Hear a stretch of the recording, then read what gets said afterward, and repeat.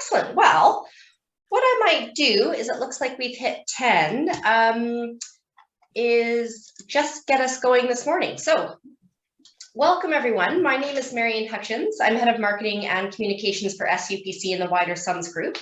And I'm joined today by my colleague Jane Thorne, who's category manager for SUPC, head of category management services for SUPC. And behind the scenes, I've got my colleagues Grace Parsons and Helen Noyes, just making sure everything goes smoothly and supporting us with any questions you might have. So perhaps just drop me a quick line in the chat and let me know how long you've been in your new role. Today, we're taking you through everything to do with SUPC membership and all the benefits you can get. And I know we have quite a range on the call today in terms of people that have an operational focus or a strategic focus. So let's just get a sense of how new people are to their roles. 4 months. Just about to take up my acquisitions role. 3 months, 1 month.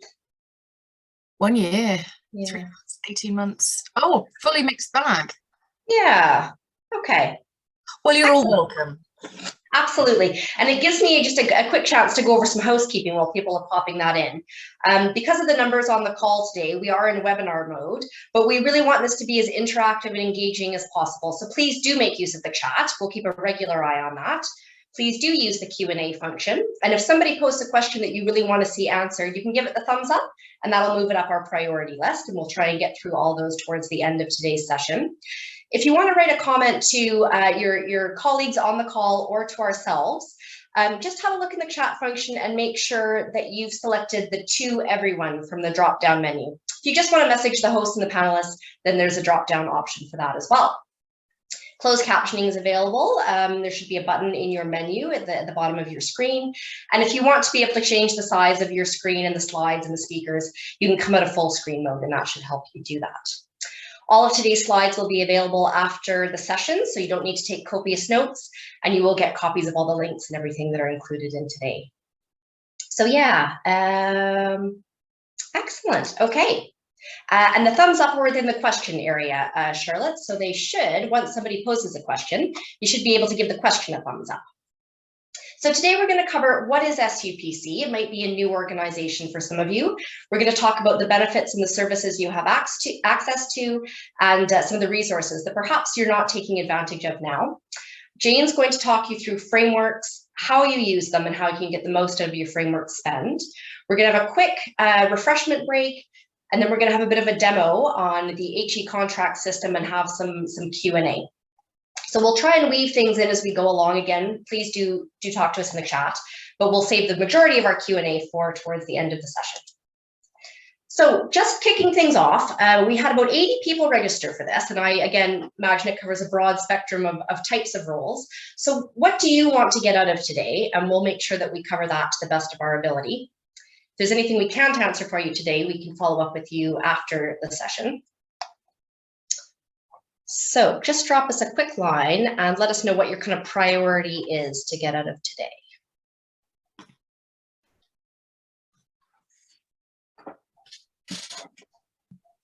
Okay, so I know a few comments coming through to the hosts around, understanding frameworks and how they work, maybe a little bit around negotiating with suppliers, an overview because, it's all new.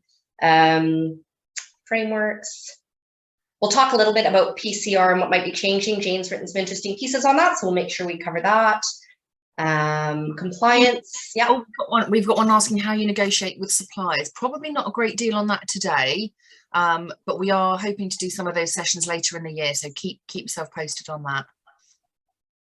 Yeah, okay, so my sense is it's just sort of a generic overview with some information about frameworks, how you use them, and we'll touch on some of those specific questions and see if we can follow up with folks afterwards if we don't answer them today. So, I mean, it's a Thursday morning, right? People need prizes. So we'll do a prize draw after our break when everybody comes back, because what's a webinar if there's not some fun thrown in there? So stay tuned for that, and you do need to be on the call to get your prize there. So I'll just give you a quick overview of SUPC, who we are as an organization and what that means for you. So SUPC is a charity and a not-for-profit, and this means that we're very much part of the sector that we serve. We return a significant portion of the marketing premium that you generate through your framework spend back to you as members. So that means that you're really in the best place to steward that money, and you can decide how to use it. And over 50% of our members completely cover the cost of their membership through that returned marketing premium. We aim to be your preferred partner when it comes to procurement, and that means not just accessing the wide range of frameworks that are available, but also taking advantage of our advice, our support, our various programs and services that aim to help you improve your procurement, both at operational and strategic level. We're part of what's called the SUMS group. So SUPC is one division, SUMS Consulting is another division, and the Procurement Shared Service is our third division. And the kind of golden thread that links all these is that we support universities. So we're here to help universities improve their performance. And we do that across all professional services. So when you join SUPC, you're not just getting the procurement expertise, you're getting all the expertise in change management, project management, strategy, all the best practice that we can bring from other areas of our organization to support you.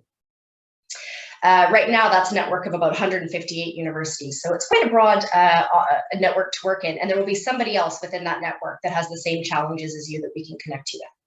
We also work collaboratively with both our regional partners and other sector bodies, and that helps us reduce duplication to make sure what we're giving to you is not replicated somewhere else. It's something you've asked for, you need, and it's a service that is not being duplicated and using resource across the sector when it's not necessary. So within the SUPC division, we have 145 members, and that includes everything from research-intensive universities, teaching-focused universities, specialist colleges, and educational charities. So again, there will be somebody within our network that will have similar challenges to you, and Jane and I will be talking about this later, but one of the most often cited benefits of membership is that people can access networks, coffee mornings, events, things that bring them together with other people. So I mentioned that we're part of the SUMS group. So across SUMS, I won't read all this out, so you'll get it all in the slide deck. But again, there's a broad membership to connect with. We represent over 50% of the student and staff population in the UK. And this year we returned just under £750,000 back to members in their marketing premium return, which is great news. We offer 139 agreements to members, and those cover a wide range of services and product areas. When Jane takes you through the higher education contracts database at the end of the session, we'll show you exactly how you go about finding more information about these frameworks and what's available through them. And last year, members saved just over £60 million in cash flow and non-cash flow. So again, we've covered this. I won't go through that again for you. We're a really approachable team. So I would say that any of these folks on this slide here really like working with members. We're here to support you.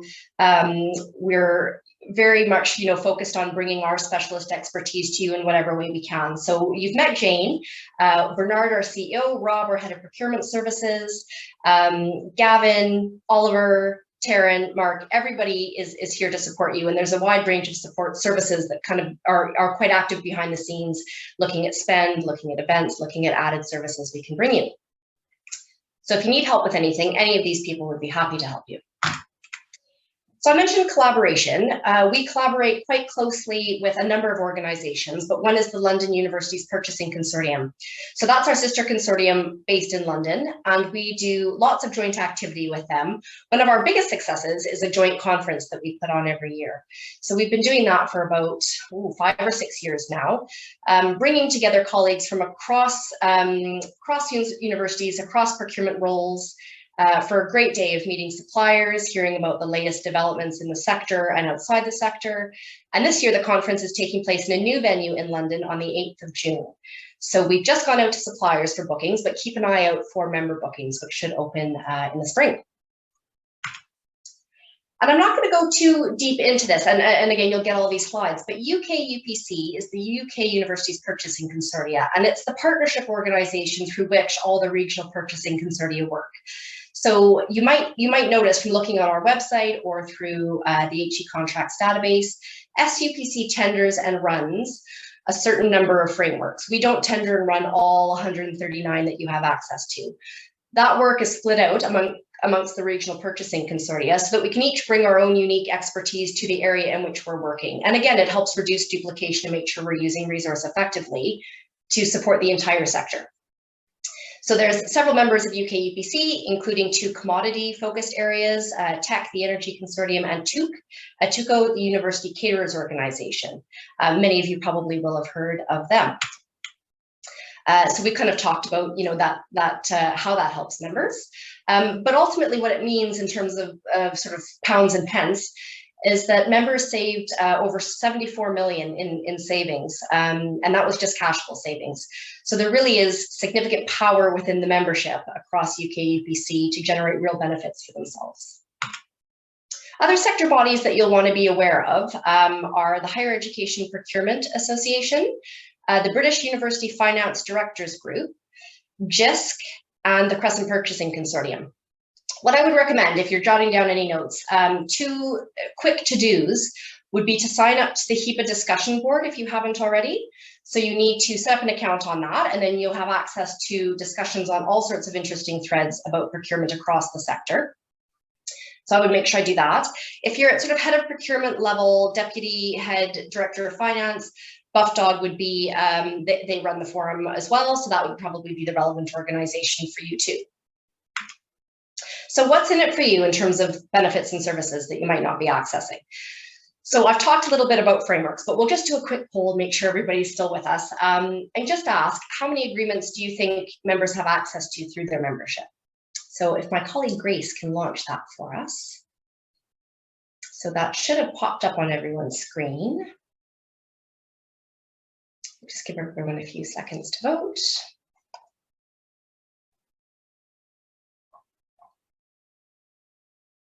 Perfect, and whenever you're ready to close that, Grace, that's fine by me.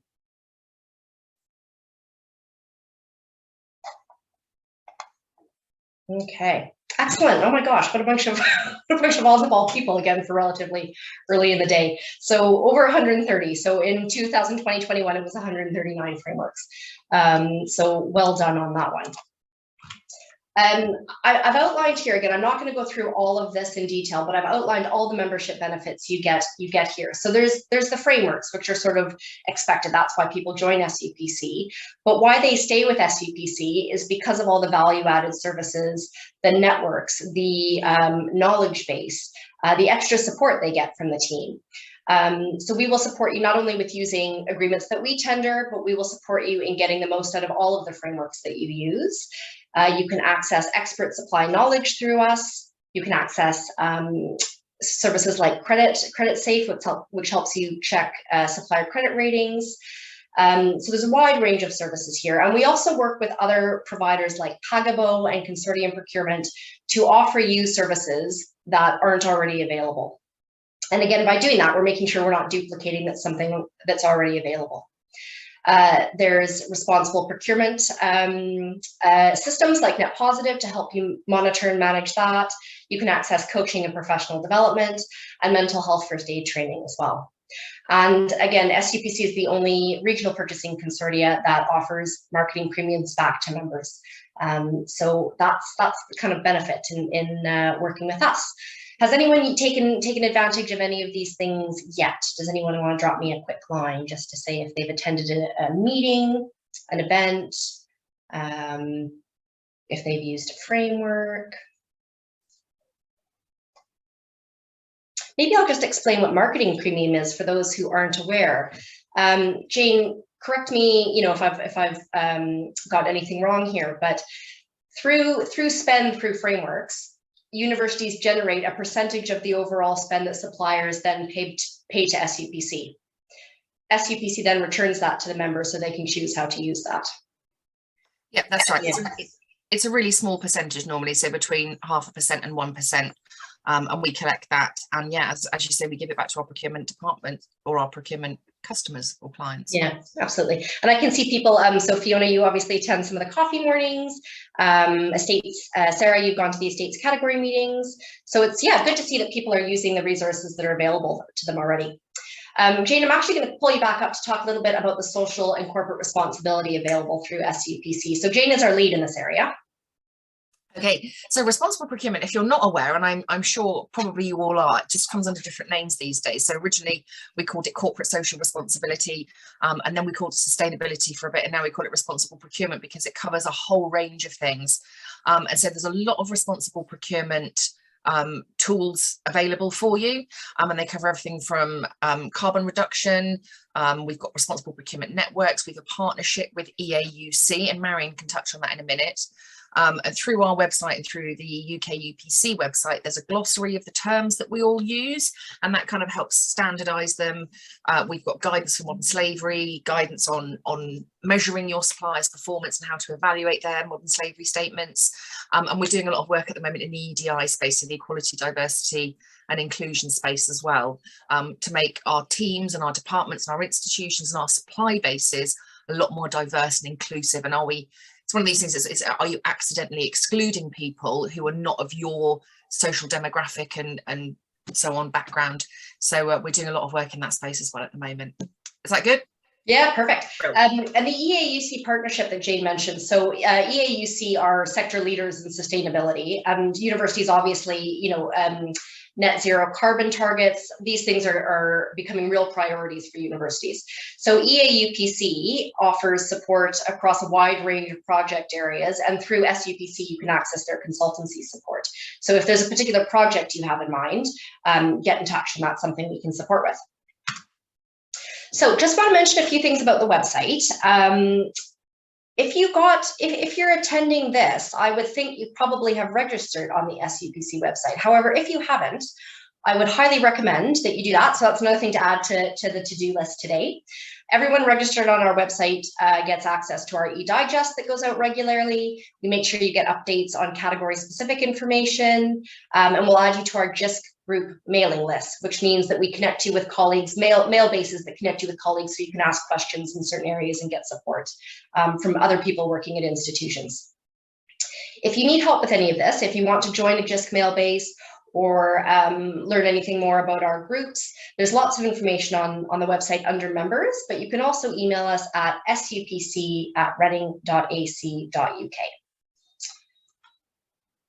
What I would also suggest, actually, while you're on the website, is have a look under members for the member resources section. So that'll have a lot of what Jane just talked about around guidance, template documents, that kind of thing. And then you'll also want to check out our responsible procurement page that will have some resources available for you. And I would also suggest you keep an eye on events, because we regularly run events aimed at supporting our membership, on average, again, about 2 a month across the group. So that excludes the coffee mornings and the category group meetings. So there will be something I'm sure that you're interested in attending coming up over the coming months. So in addition to access to networks, we have agreement snapshots, and Jane's going to show you how to access these on the HE contracts database. We do category update reports. We have member benefit statements that help outline for our heads of procurement and directors of finance where their spend is through frameworks currently and how they can better get an increased ROI through their SUPC membership by using frameworks in a different way, by funneling more spend through frameworks and that kind of thing. We have our annual report, we have case studies, and then I've already mentioned events and webinars. So just a call again to have a look at that page, member resources on our website. I know Jane would echo this, as would everyone in the team, but member engagement is really important to us. We want you to feel like you can call us and there's somebody on the end of the team's phone, as it is now, to have a chat with. So it's only really from hearing from you that we make sure that we're meeting your objectives. Engagement obviously underlines the category management approach, and Jane is going to talk about this, and it supports best practice sharing. And again, that's one of the things that members tell us they really value through their membership. And I mentioned, in addition to the frameworks and the sort of guidance and support you can get in using them, we can help institutions assess their procurement activity and also come up with plans for improving it. So we've helped many SUPC members and universities outside of our membership through the procurement maturity assessment. If you're interested in learning more about benchmarking, which is something that's quite pivotal within the Green Paper and the NPPS, the National Procurement Policy Strategy. Jane, I think I've got that right. Have a look at our webinar on benchmarking and how it can help procurement and finance teams. We also have support, again, in a broader sense, looking at efficiencies and change, digital transformation, and coaching and professional development support, which is really relevant to all kinds of teams inside and outside of procurement. So just to summarize, this is what I would suggest is your to-do list when you get off this session. I'd sign up for commodity groups if you haven't already. You can do that on the website. Make sure you register on the website, obviously. You can sign up on the HEPA discussion board to connect with colleagues outside of SUPC membership as well. Make sure you have a login for hecontracts.co.uk or that your institution has a log on. And if you need any support with anything, you can email us at supc@reading.ac.uk. And if you're a social media junkie, which I am to a degree, follow us on LinkedIn and Twitter. I mean, there's always interesting articles being posted, information sharing, and some good banter for members, I find. So we're going to go on to focusing on frameworks now. Ashok, let me just have a quick look at your question. So very good question. Are there any plans to make membership open directly to FE colleges? Absolutely. So Ashok, if you're not already a member, FE colleges can absolutely join directly in their own right. So you do not need to be affiliated with the university anymore. Again, email us at supc@reading.ac.uk. We can have a further chat about that, but we're absolutely open for direct membership. Yeah, no need to go through a university. So I will pop down and hand over to Jane. Thank you very much, Marion. Marion is going to stay in the background because I'm going to do my Chief Medical Officer. Next slide, please. Because I'm not allowed to have control of these things. So what can you access? So your membership allows you, as we did from our poll earlier, you've got access to over 130 compliantly tendered frameworks. Now we use the word compliantly because when you do these big procurement exercises and you have to advertise them in the public domain and you go through those procurement processes, you have to follow the regulations, and they are very long, they're very time consuming. I want to say they're very complicated. They're not very complicated, but they're very arduous, and it takes an awful lot of time to go through them and do them compliantly. So if we do that at a very high level for you, it takes the strain off you.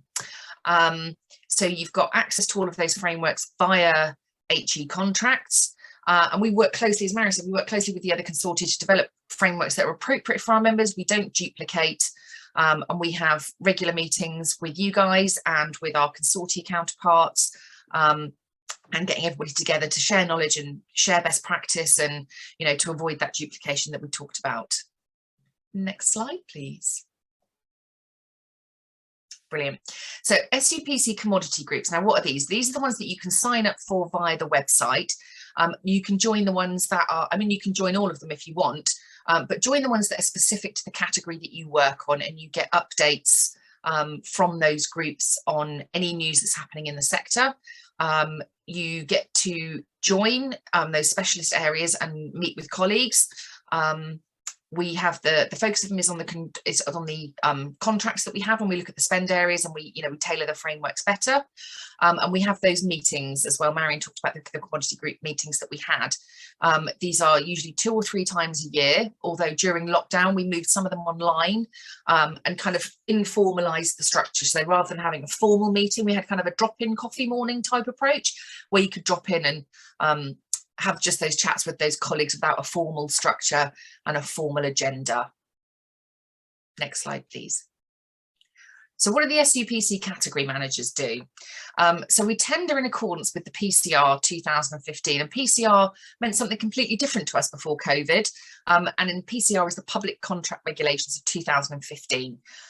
Marion touched on how they're under review at the moment following Brexit, and how they are ideally going to be simplified and bring a lot of those regulations together. So the other things we do as a team, we lead those tender working parties and those commodity groups. We develop category strategies with input from other category managers around the sector and from our membership, which is you. We provide contract management to make sure that the service is appropriate. And we do a lot of supplier vetting and so on as well. So we monitor suppliers' credit reports, so we get early warnings if things are going wrong, and we coordinate those category groups so that we can get you all together for some networking and sharing best practice. So there's some of the things that you'll see us doing. Next slide.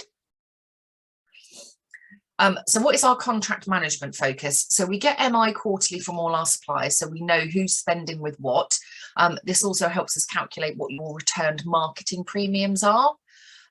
We will, when we have those contract meetings, we will gather formal feedback from our members to see how you think the suppliers are performing and how well you think they're doing. And we have those review meetings. And these aren't one-off meetings. So if something's going a bit awry, and you have got a problem with supply, you can always come to us and we will have those difficult conversations so that you don't have to. And that helps with your relationship with those suppliers. But we do them formally and we do them regularly. But if there's something going wrong, you know, or you're getting poor service or something, then obviously come to us straight away. Don't sit on it until the survey comes out. And with communication as well, we send out things that are relevant and urgent. So sometimes it's price rises, sometimes it might be an event, sometimes it might be a change of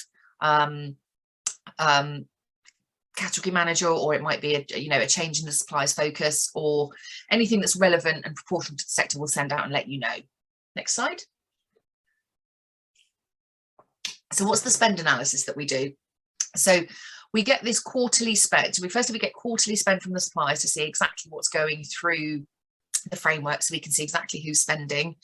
And then annually, your heads of procurement will submit to us all of your spend that's over about 3 or 5k normally, and it says who you've bought with and what you've bought, and that goes into a big central system. And then we're able to look at the entire sector spend to see what those trends are, so that we can work towards better contracts and better category management and better frameworks for you. At the moment, we are working towards a line item data analysis solution. So if that is something of interest to you, then you can email Rob Johnson and he'll look into it. At the moment, we did have one provider and they stopped doing it, so now we're looking for another one. So if you've got any tips there, do let us know. Next slide. Oh, well done. So help us to help you. So do get involved. If you can join a commodity group, great. You'll get loads of really good updates. You get an opportunity to network with colleagues. If you want to join a tender working party, they're really good. It gives you the input into the specifications and into what the new frameworks look like. So if you have a specific requirement at your institution, it gives you an opportunity to feed that into a new framework. There's obviously, as we said, there's feedback on supplier surveys. You get the SUPC member update, which comes out, I think, probably fortnightly, Marion, maybe fortnightly. If she doesn't say anything, I'll say fortnightly. We're on a monthly basis, but lots of stuff on the website in between the publications of the e-digest.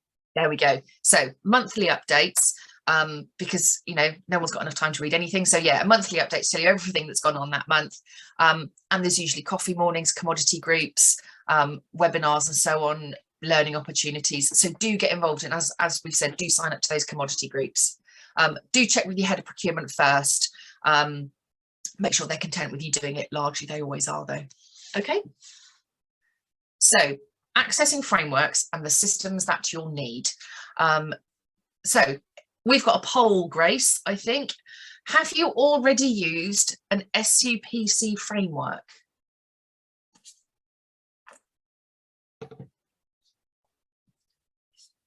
It is a single choice. Oh, if you have, you can always drop us a line to say which one you've used. And I always find it funny when we share the photo that was on the slide before, because it was obviously pre-COVID days when people could stand fairly close to each other. But it's nice. That's one of the nice things about, I think, the conference, is that it's a nice opportunity to see people in person rather than on the screen. Absolutely. And I remember playing that game where you have to have your hand out and then you have to put your finger that way and someone has to grab your finger, and it's really confusing because you're trying to do two things at once. Very weird. So 14 out of our 39 have, 25 out of 39 haven't. Okay, well, hopefully we can change that going forwards when you know all about frameworks. So that's great. Thank you for that. So here's some framework terminology. Put in the chat or in the Q&A any of these terms that you don't know. I'm not going to go through all of them, obviously, because I'm hoping that you'll know what a lot of these are, but put it in the chat or put it in the Q&A if something in there you don't know what the words are. No open questions at the moment. Lots, weightings. Oh, these are good. Okay, so lots, weightings. Desktop calculator. Okay, can you clarify weightings? Yeah. Call off. Okay, I maybe go through more of these than I thought. A lot of these will become clear. So lots, what are lots? So when we have a framework, and I will use travel as an example because it's got 2 lots. So we have an entire travel framework and it's divided into 2 lots. And the reason we lot it, and the reason that the government promote lotting, and it comes through the regulations, the reason that we promote lotting is to allow smaller suppliers to get on the framework, and it allows more specialist suppliers. So travel, you know, there's different types of travel in institutions. So we've got a lot that is for business travel. This is the travel that you do, planes, trains, hotels, automobiles, all of that jazz. It includes, you know, different classes of travel, hotel lounges, airline lounges. I love a lounge. All of that. We've also got student group travel, because it's a completely different beast, really, sending students on trips. And it's coach trips and it's days out and it's hostels and it's completely different travel. And that's why we lot it, because the specialists for business travel and the specialists for student group travel. So that's lots. Let's have a quick whiz through. Further competition, we're going to come through to further competition. We're going to come through to call off and weightings. Okay, weightings is a good one, actually. I can see how that is a bit ambiguous. So when we do a framework and we go out to tender, we have weightings, and this divides the score up. So we have a total of 100% for the entire framework. And we might say put 20% on contract management. We might put 20% on service. We might put 40% on price. We might put 10% on responsible procurement and 10% on management reporting. And when we go to tender and we use those weightings, so if we've got, you know, 10%, for example, on responsible procurement, we'll ask them questions that are appropriate, you know, to that framework. So whether it's on modern slavery, whether it's through environmental support, whether it's social value or something like that. And then depending on how they perform is depending on how many marks they get in that particular area. And depending if it's products or services, you put a different weighting on price, because sometimes price is really important. And sometimes it's less important. Sometimes service is more important. How do you decide on the percentage of weightings? Really good question. You decide on the percentage of weightings when we have the tender working party, and when you join that, you are the product, and you are the product and spend specialist, essentially, so you know what's important in that particular area. So if we take something like iTrap, which is IT parts and accessories, that's very, very product based, and it's very, very easy to fulfill, like stationery, it's pens, it's a very stable market. There isn't much variation. So price becomes really important because everybody's essentially supplying the same things. So price would be a much bigger weighting. If we take something, for example, like recruitment on our temporary and permanent recruitment framework, we might say that service is really important. So price might take a bit of a back seat there and be down something like 40%, because you need to work with a partner, an agency that's going to work well with your institution, and they're going to match, you know, how you want that framework to operate, and they're going to give you a really good service and really good feedback, and it might be meetings that you want. When we use frameworks, we have to use the same weightings in the framework, or we have some flexibility. We'll come on to that. On some of them you can change them, and that comes at further competition stage. But I think if we move on from this, a lot of these terms will now become apparent. So what are the benefits of using frameworks? Timescales is for one. The public contract regulations stipulate how long you have to advertise and allow bidders to respond. And they're quite time consuming, and they're quite lengthy, those processes.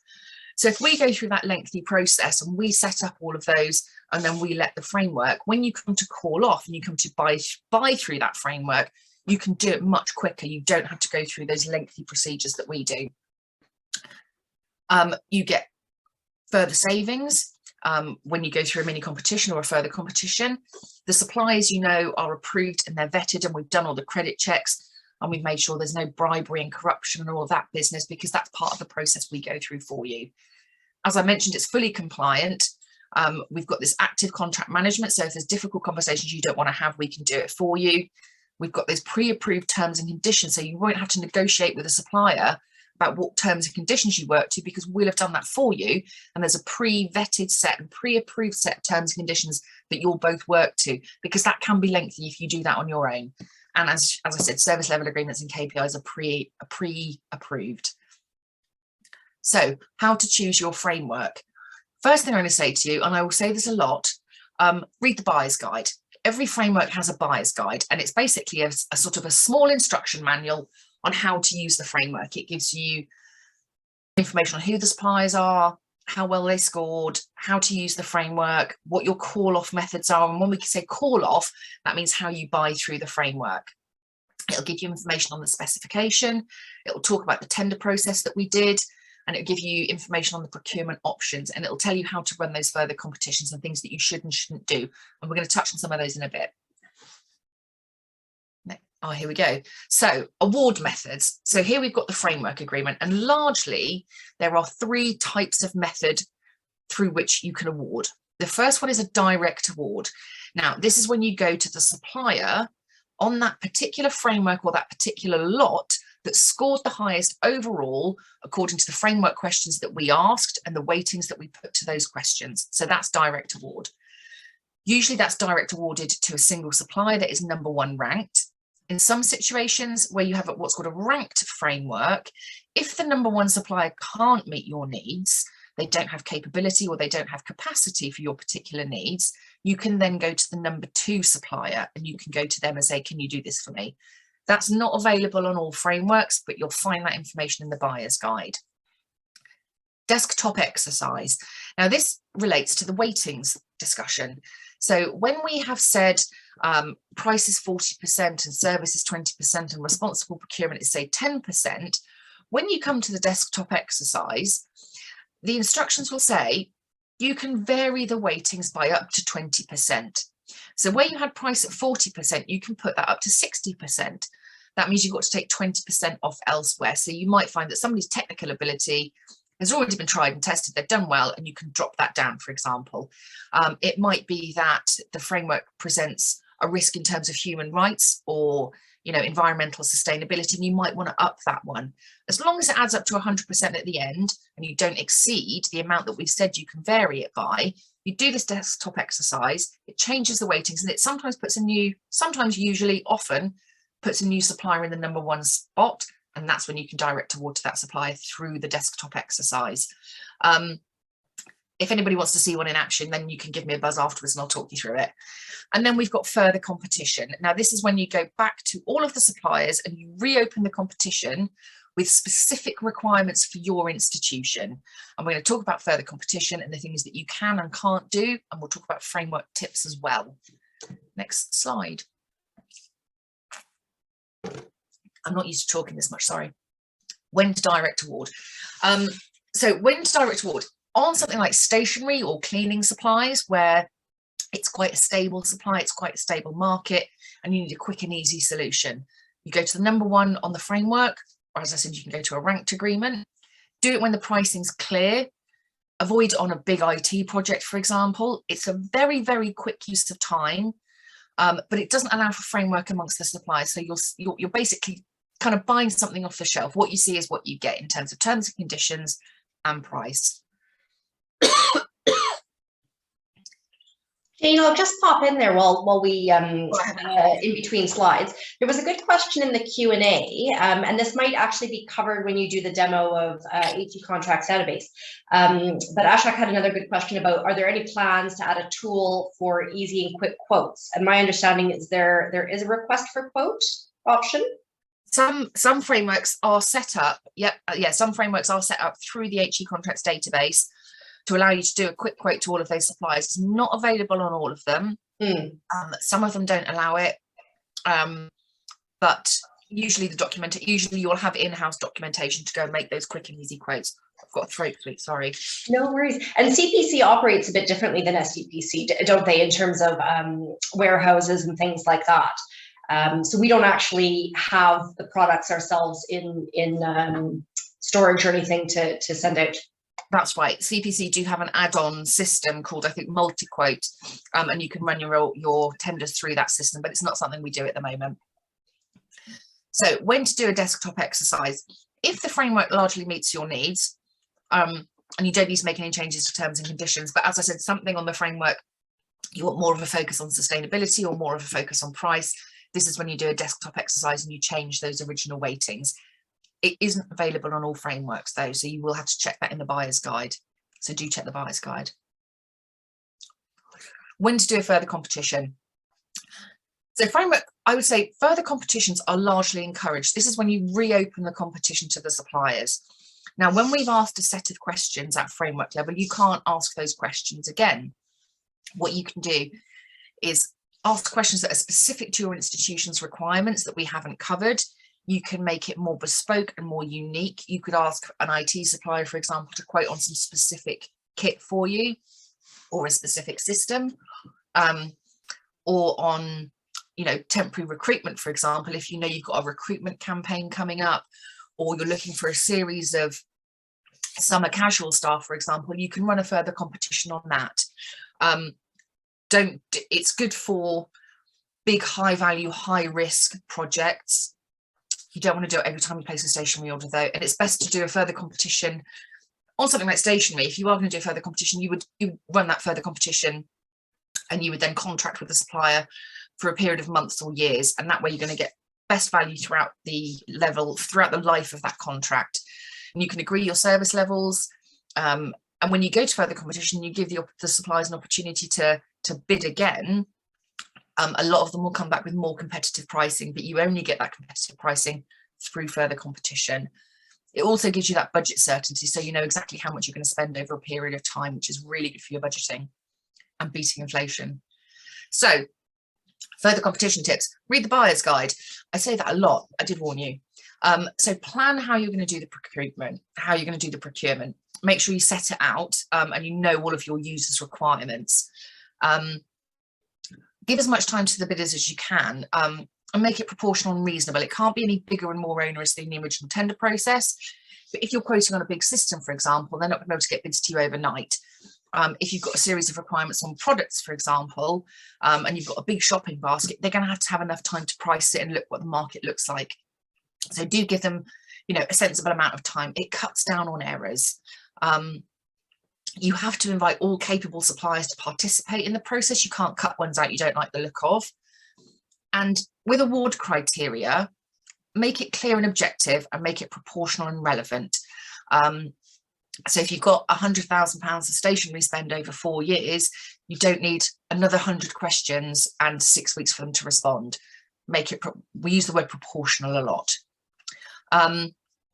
Don't ask for information that's already been evaluated. You can't have specific brands. You can't award to more than one supplier. And as I said, you can't cut bidders out. So you have to ask everyone you have to ask everybody on the suppliers, all of the suppliers, they have to be able to bid on that one.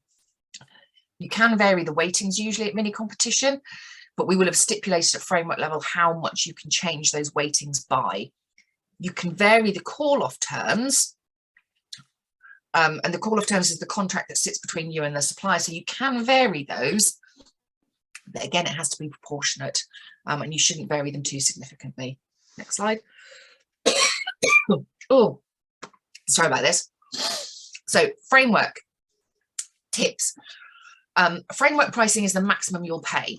The framework works as kind of a floor and a ceiling. So it works as a ceiling in that the framework suppliers cannot go over what they've said in the original framework competition. So that's your ceiling. It kind of works as a floor as well. Have I got them right around? Doesn't matter. If you go to further competition, you're likely to get improvements on that. So it will lower the price if you go through a further competition and the suppliers know what your size of work looks like. If you go direct award, you'll pay framework pricing, but that is the maximum.